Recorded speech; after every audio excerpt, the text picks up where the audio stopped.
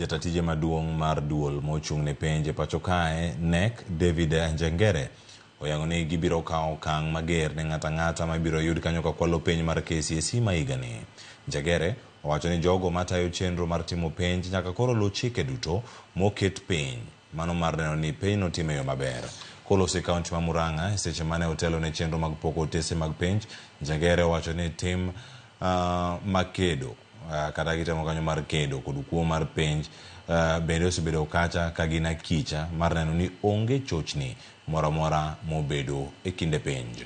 Moko kuom chike moketie neno ni simbe mag ong'we yamo mag jogo duto matayo penj olor kendo opand nyaka seche ma itimo penj kata penj duto rum, kaachiel kod yawo dhorangach mago mag sikul mondo kel yot ne apisas marango penj kaka penj dhi mbele mondo mi odonje sikul no. Make sure there is 100% compliance with that. If we do that, we keep the phones away and we keep the gates open, then I am sure we will have a seamless administration of these exams.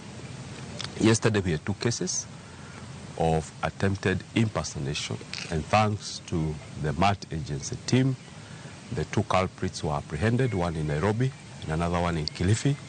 So we are vigilant across the country. So anyone who is planning to engage in any malpractice, they can rest assured that we are going to move in and apprehend them. We of course appreciate the work that invigilators and supervisors do.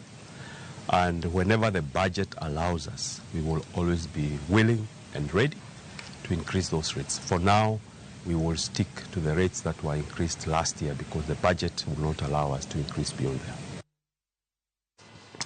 Kamachelo, G4